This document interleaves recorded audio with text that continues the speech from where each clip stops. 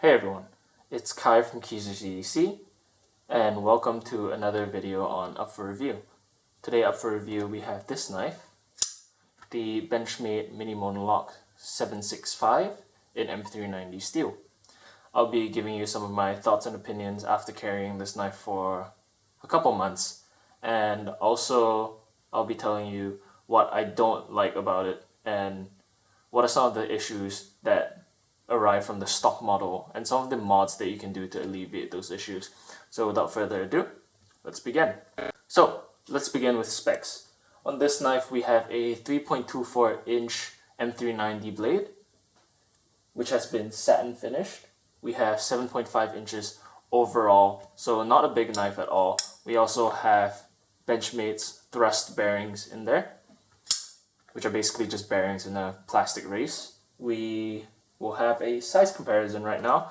We have a Pilot G2, a Hinder 3-inch XM18, so not a big knife at all. And we will also have a Benchmade bug out from the same parent company.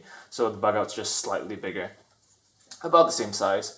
So I guess what makes this knife unique in particular is its small size, because it is a smaller follow-up to the regular Monolock, which was the 761, which had some issues with carry, especially considering how it was only tip down.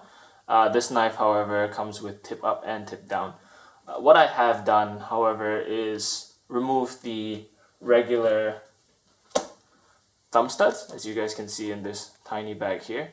There's only one thumb stud included, and we also have a aftermarket MXG deep carry clip, because as you guys can see in this bag, it's a regular milled titanium clip which rides quite low, and I do prefer deep carry myself.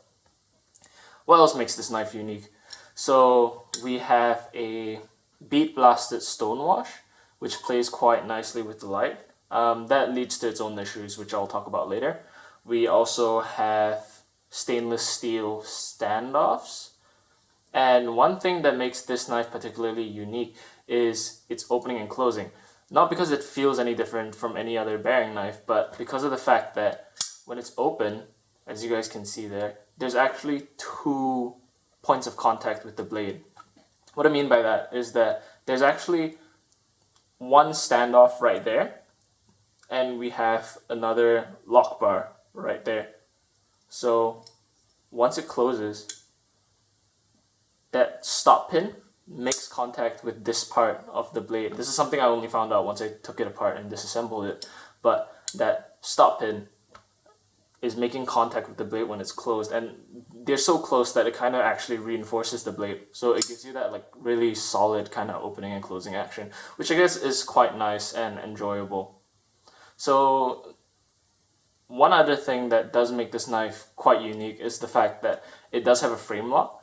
And well, it doesn't seem that interesting now in 2020, but earlier when this was released a long time ago, this was actually one of the first few knives which put bearings, a frame lock in titanium, and M390 all together in this one package, especially considering how it has thumb studs. It was one of the few thumb stud frame lock knives on the market at that time. And I guess that was really its appeal.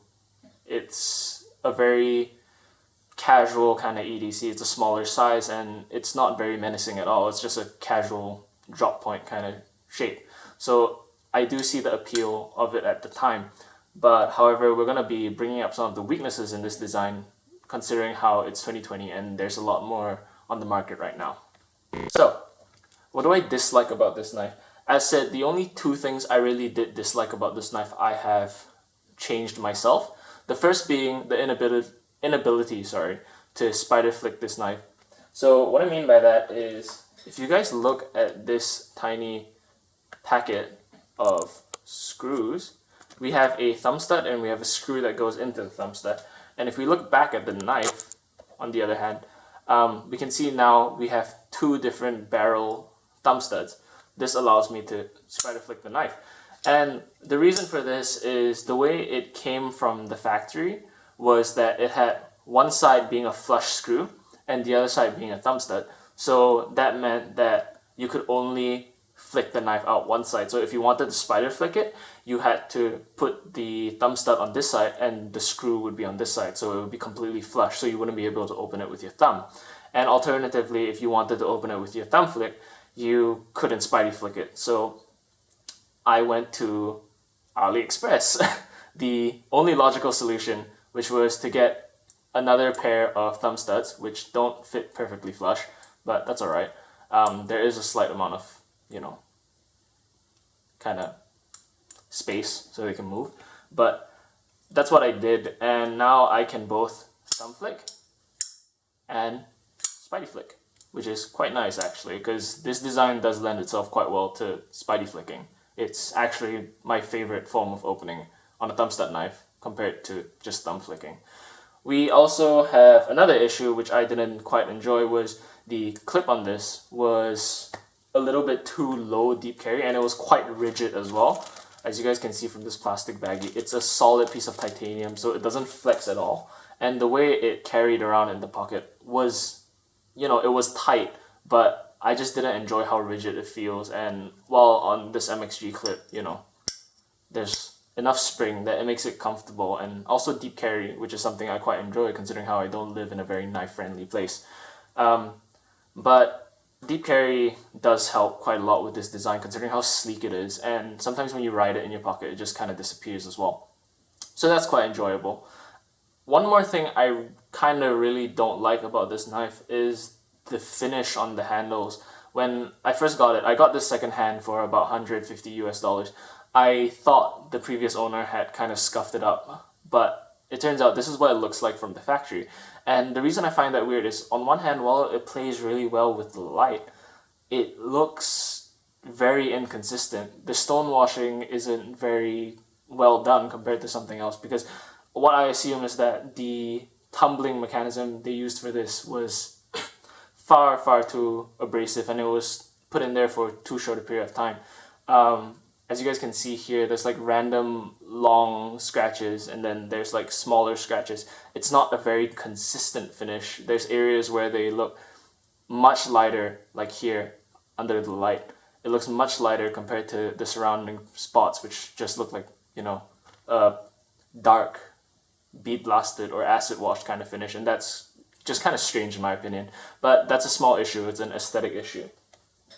And all of that goes down to personal preference. So it's not completely necessary to get aftermarket parts and stuff, but I'm a sucker for deep carry and spidey flicking, so it's not hard to find these parts as well. AliExpress, DHgate, whatever. Or you could go the USA made route and get some MXG hardware for this, and it will fit perfectly fine. So next up, we're going to be talking about price.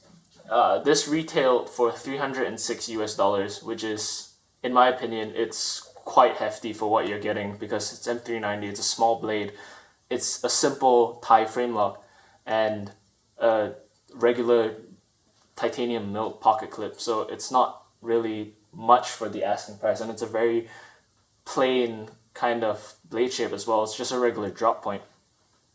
So I would never pay full retail price for this, and I think a lot of Benchmade knives don't warrant the full retail price either.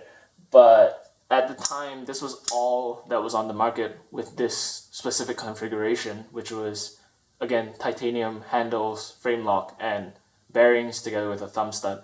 And I guess that's really the reason why so many people gravitated towards it when it was still in production. It's the fact that it was the only one out there. So what I'm going to do is actually compare it to something else I used to own, which was a Kaiser T1, on the other hand, which retails for $175 US. That's much cheaper, and in my opinion, after carrying and using both of them, the T1 is about 80 or 90% of the knife that this knife is, even though it's made in China and stuff. But Kaiser is a really stand-up company, and it's really similar to this knife, and even better, you can spidey flick it out of the box, and it comes with the same kind of setup with a 3D milled pocket clip and frame lock, and it also uses bearings. So this was before the whole thrust bearings, bearings and titanium frame lock became like a big fad. So that's something to keep in mind, is that this knife on the secondary market has also fallen quite greatly, and so has Kaiser's T1. So in comparison, this makes this knife not seem like such a great value in 2020.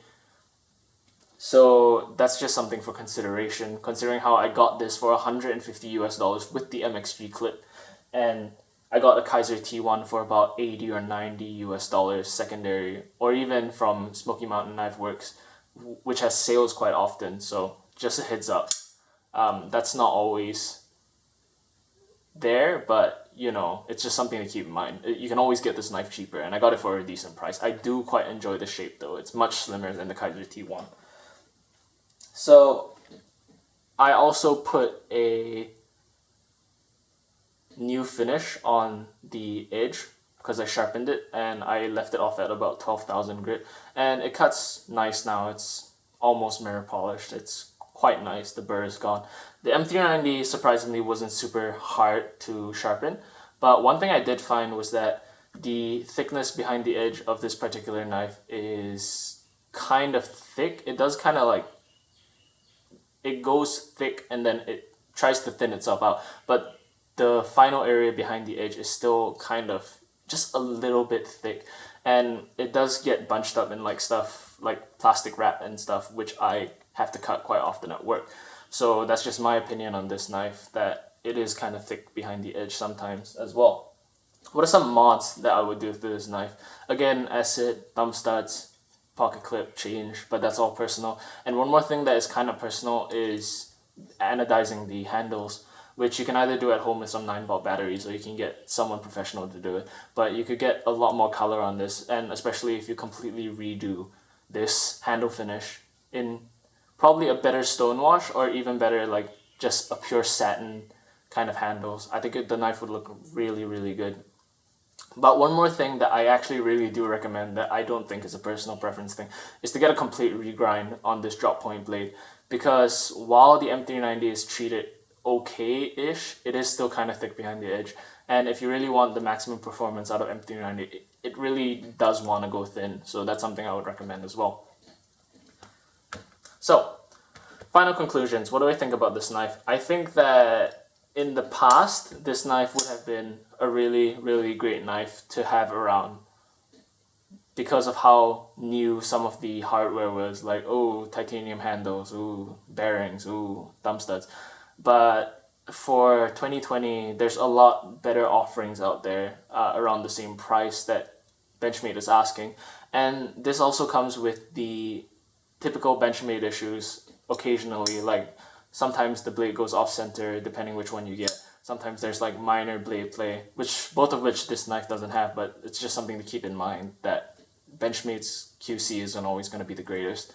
And also the inability to spider flick this knife.